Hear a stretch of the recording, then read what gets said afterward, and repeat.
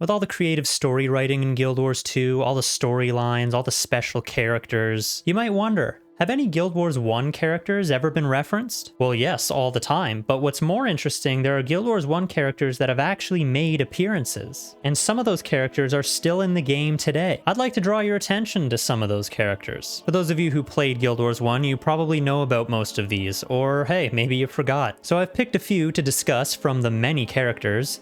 Yes, many. There's a lot, actually. Especially if you include ones that technically made an appearance. Oh, and for the record, this video will likely contain spoilers for the Guild Wars 2 storylines, and probably Guild Wars 1 as well, so if you care, just be aware of that. Duke Baran, the big ghostly statue guy from the beginning of the Char storyline. You'll encounter him in the ruins of his old estate in the Char starter mission, where he will possess the statue and try to kill you. But he wasn't always like that. He was in the Guild Wars Prophecies campaign, father of Lady Althea and brother to the King of Ascalon before King Adalbern, who I don't believe was ever mentioned by name, just referred to as King before Adalbern. Baran was involved in many quests around the Ascalon area, mainly anything to do with fighting against the Char. He was even involved in the battle during the last stand at Ascalon City. However, he eventually met his untimely death when King Adalbern unleashed the Foe Fire and cursed the Ascalonians, transforming them into the ghosts we see today, which explains why Baran appears the way he does and behaves the way he does. Our next character is also a ghost today, but the Foe Fire had nothing to do with it. Lucas Vassberg was a henchman available in the Guild Wars Factions campaign. You see, in Guild Wars 1, you might not always need to build a party or want to build a party, and instead you could bring along NPC henchmen to fill out your party. Lucas was a warrior henchman. He could fill the role of a tanky frontline fighter. If I recall, I think he was labeled as Guardian henchman,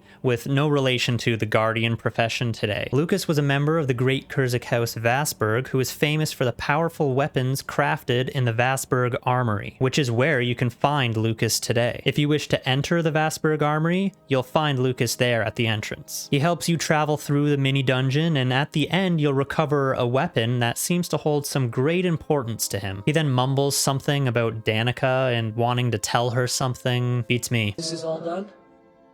Maybe I'll find Danica. Tell her.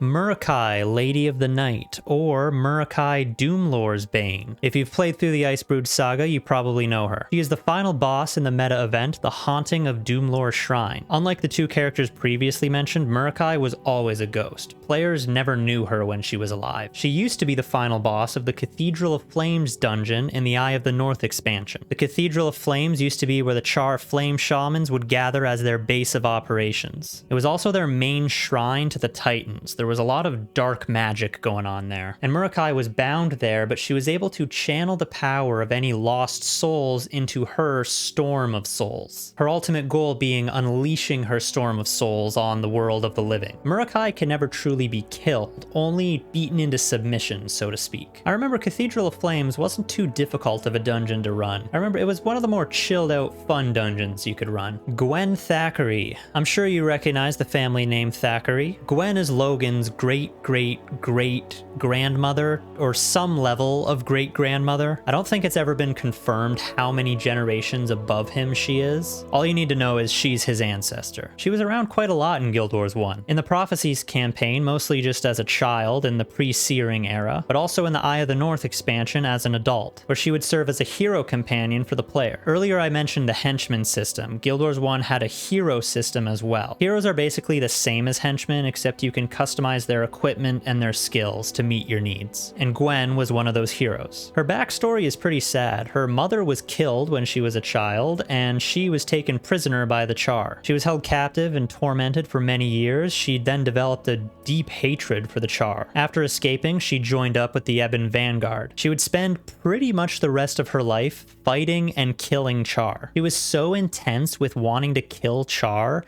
that the Char began to refer to her as Goremonger. Old Char history regards her as a brutal killer. Today you can find her grave in the cemetery in Ebonhawk, but you can also see her as a spirit in the Dragonfall map at Mistwarden Camp in the Melandru area. There's also a moment where she'll meet up face to face with Logan and Ridlock. And there's a really awkward moment when she finds out that Ridlock is Logan's best friend. Since I mentioned the hero system, let's talk about another Guild Wars 1 hero. Ogden Stonehealer is a very prominent character through the whole Guild Wars 2 story. He's involved in the Derman Priory storyline. He helped fight against Mordremoth, Kralkatorrik, Balthazar. Ogden is a wealth of knowledge who works with the Derman Priory. Anytime knowledge or lore is needed on any subject, Ogden is the go-to guy. He was a priest of the Great Dwarf, a member of the Brotherhood of the Dragon, and an expert on dwarven prophecies. He was a major player in defeating the Great Destroyer. Ogden actually helped facilitate the Rite of the Great Dwarf, which transformed the dwarves into beings of stone. Something that Ogden himself was hesitant to undergo, but he had to do it. All dwarves were meant to undergo the rite, even if by force. He can be found today in a lot of different places at different times. It's all depending what story steps you're currently on. Just to mention a few, the Derman Priory, Hall of Monuments, Lion's Arch, Thunderhead Keep. You can see them all over the place. Okay, now for those of you who haven't played End of Dragons, this is going to be a pretty big spoiler. Navan was in Guild Wars 1, although her name isn't Navan, it's Kunang. Kunang is a salt spray dragon who is bonded as the champion of the Elder Dragon of Water, Suwan. And the two of them have been working together to keep Cantha and the rest of the world safe from the Void. But she's been working and helping humans for a long time in other ways too, most notably in the Guild Wars Factions campaign. Kunang became corrupted by the magic of Shiro Tagachi. Once she was freed by the players, she offered her magic to help them defeat Shiro, which included summoning the spirits of Archimoris and Saint Victor, who would help fight Shiro as well. Fast forward many generations after that, the tsunami from Zaitan's Rising would destroy parts of Cantha. With all the many global threats rising up, Kunang decided she needed to live among humans to understand what they were going through and help protect them. But she knew she would be more successful with that if she wasn't a dragon, which is why she shapeshifted into her human form, Navan. Not many people know that Navan is actually Kunang. It's a very close guarded secret. The only ones who knew were the Emperor at the time of her transformation, his son,